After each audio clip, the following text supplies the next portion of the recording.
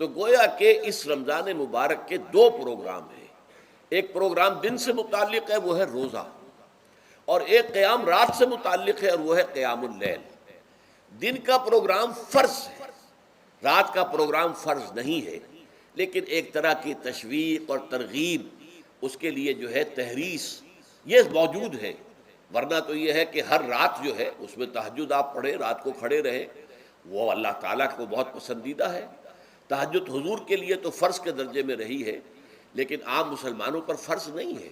البتہ جو کوئی کر سکے ان کے لیے یقیناً بہت اعلیٰ مراتب ہے، بہت اونچے درجات ہیں، تو وہ تو کسی بھی شب میں پورے سال آپ کریں، لیکن اس کے لیے خاص طور پر چونکہ اہتمام کیا گیا، لہذا جعلہ کا جو فعل ہے اس کے مفعول میں جہاں یہ شامل ہے، نمبر ایک جعل اللہ صیامہ فریضۃ، روزہ رکھنا فرض قرار دے دیا، اور اس کی راتوں کو کھڑے رہنا یہ تمہاری مرضی پر چھوڑ دیا، اسے فرض نہیں کیا ہے۔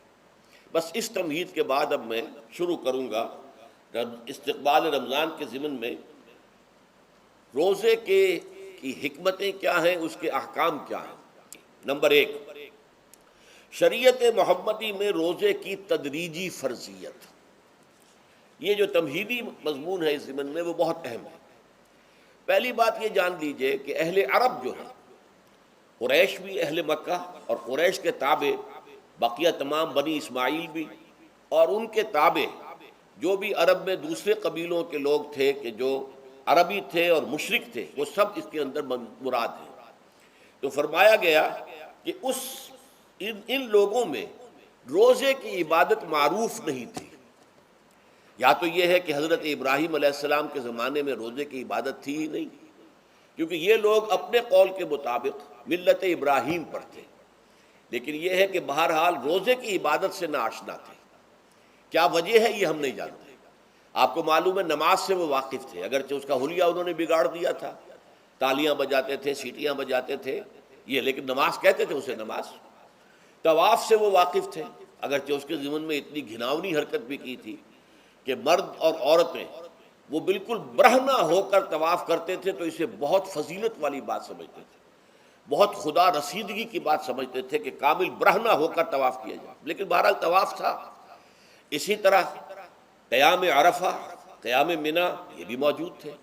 تو حج کے بھی بہت سے ارکان جو ہیں وہ ان کے ہاں معروف تھے، اور ویسے خیرات و صدقات، چاہے زکوٰۃ ایک خاص نظام کے تحت نہیں تھی، لیکن زکوٰۃ و صدقات، بھوکوں کو کھانا کھلانا، یہ ان کے ہاں اعلیٰ اقدار میں یہ چیزیں شامل تھیں، اخلاقیات کے اونچے مقامات میں۔ کہ صوم کا ان کے ہاں قطعاً کوئی ذکر نہیں تھا، روزے کی عبادت جو ہے ان کے ہاں بالکل نہیں تھی۔ البتہ صوم کا لفظ موجود تھا، یہ لفظ وہ استعمال کرتے تھے اپنے گھوڑوں کے لیے، روزہ رکھواتے تھے گھوڑوں کو۔ اس کا پس منظر یہ ہے کہ ان کے ہاں آپ کو معلوم ہے کہ لڑائی، دنگا فساد، جنگ، اور یہ کہ غارت گری کرنا، لوٹ مار کرنا، یہ تمام ان عرب قبائل کا پیشہ تھا، اصل پیشہ یہی تھا۔ اس میں ان کے پاس دو جانور تھے، ایک تو اونٹ۔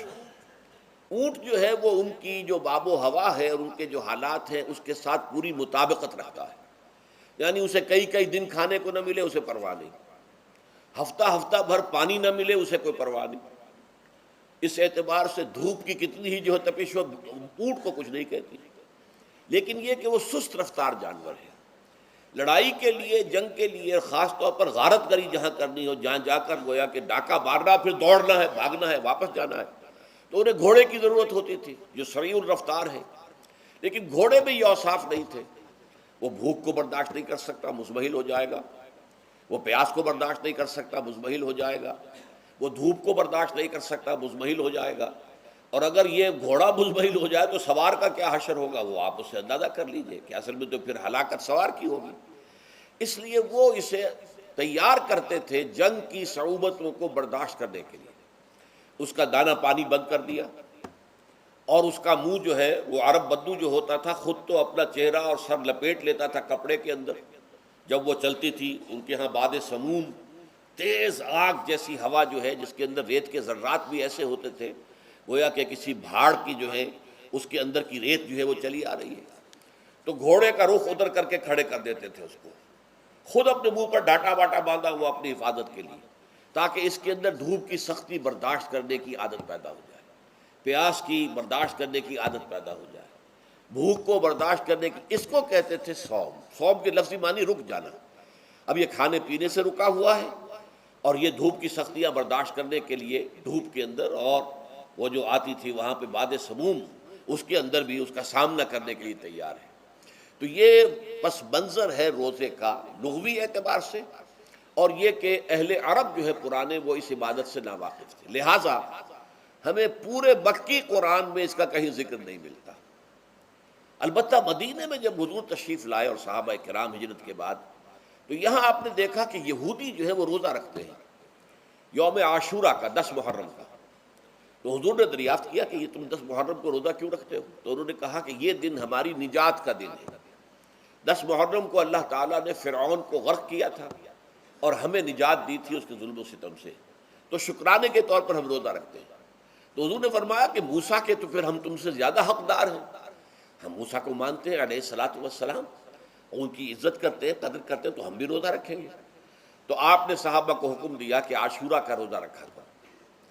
پھر کچھ عرصے کے بعد اللہ تعالیٰ کی طرف سے حکم آ گیا، اور یہ حکم جو ہے اس رکوع کی پہلی آیت کے اندر ہے، یا ایھا الذین آمنوا کتب علیکم الصیام کما کتب علی الذین من قبلکم لعلکم تتقون. لیکن جیسا کہ میں بعد میں بتاؤں گا، یہ حکم صوم رمضان کا نہیں ہے، بلکہ یہ کہ اللہ کے حکم سے پہلے 3 دن کے روزے فرض کیے گئے. ہر مہینے کی 13ویں، 14ویں اور 15ویں تاریخ کو روزہ رکھو. اس میں بڑی حکمت تھی، چونکہ یہ عرب عادی نہیں تھے روزے کے، تو انہیں تدریجاً خو کر کرنا تھا. ظاہر بات ہے کہ 30 دن جو ہے وہ تو ایک بڑی مدت ہے، اور ظاہر بات ہے کہ مئی کا مہینہ بھی آ جائے گا، اس میں جون بھی آئے گا، جولائی بھی آئے گا، قیامت خیز مہینے آ جائیں گے، تو بڑی ہمت جواب دے جائے گی. تو پہلے روزہ ہر مہینے 3 روزے رکھنے کی ان کو مشق کرائی جائے تاکہ یہ عادی ہو. یہ 3 روزے اگر مئی میں بھی آ گئے، جون میں بھی آ گئے، تب بھی ٹھیک ہے، اس کو انسان 3 دن کی تو مشقت برداشت کر سکتا ہے. تو پہلے یہ کیا گیا. لیکن اس کے ضمن میں یہ حکم دے دیا گیا، اس کو کہتے ہیں وجوب علی التخییر. یہ اختیار دے دیا گیا کہ یہ 3 روزے تم پر واجب کیے جا رہے ہیں، لیکن یہ کہ اگر تم یہ روزے نہ رکھو تو تم فدیہ دے سکتے ہو، 1 مسکین کو کھانا کھلانا صبح و شام. یہ ہے وجوب علی التخییر. دوسری رعایت یہ دی گئی کہ اگر کوئی شخص ان 3 تاریخوں میں بیمار ہو یا سفر پر ہو تو وہ تعداد دوسرے دنوں میں پوری کر لے. یہ ہے گویا کہ سب سے پہلا حکم جو دیا گیا ہے. اور اس کے ضمن میں اب میں چاہتا ہوں کہ آیت نمبر 2 آپ اچھی طرح پڑھ لیں، اپنا سامنے رکھیے اور اس کے حوالے سے یہ بات سمجھ لیجیے. ایام معدودات، یہ دن ہیں چند گنتی کے. مجھے حیرت ہوتی ہے کہ جدید جو مفسرین ہیں جنہوں نے اردو میں ترجمے کیے ہیں، تفسیریں کی ہیں، ان سب کے نگاہوں سے یہ بات اوجھل رہی کہ یہ در حقیقت رمضان کے روزے کا ذکر نہیں ہے، بلکہ اس ابتدائی حکم سے متعلق ہے کہ جو ہر مہینے میں 3 دن کے روزے رکھنے کا حضور نے دیا تھا. لیکن یہ کہ میرا اپنا ذاتی واقعہ یہ ہے زندگی کا، اور یہ اہم واقعات میں سے ہے. میں جب میڈیکل کالج میں پڑھتا تھا، سمجھیے 19-20 سال کی میری عمر، اس وقت بھی مجھے یہ احساس ہوا تھا کہ یہ جو 2 آیات آئی ہیں یہاں ایک دوسرے کے تقابل میں، یہ بیک وقت نازل نہیں ہو سکتی، ان میں وقفہ ہوگا. اور یقیناً پہلا حکم کسی اور پس منظر میں ہے، دوسرا حکم جو بعد میں ہم دیکھیں گے وہ کسی اور پس منظر میں ہے. تو میری رائے یہ تھی، اور میں اس پر قائم بھی تھا، بیان بھی کرتا تھا، لیکن ڈرتا تھا، اس لیے کہ اس وقت تک جتنی تفسیریں میں نے دیکھی تھی، ترجمے دیکھے تھے، ان میں سے کسی نے یہ بات کہی نہیں تھی. تو ایک آدمی اپنی رائے کے اوپر اتنی بڑی بات کہہ دے تو میں ڈرتا رہتا تھا، لیکن کہتا تھا کہ میری رائے یہی ہے. پھر اتفاق سے جماعت اسلامی ہند کا ترجمان ہوتا تھا ماہنامہ زندگی، عروج احمد قادری صاحب اس کے مدیر تھے.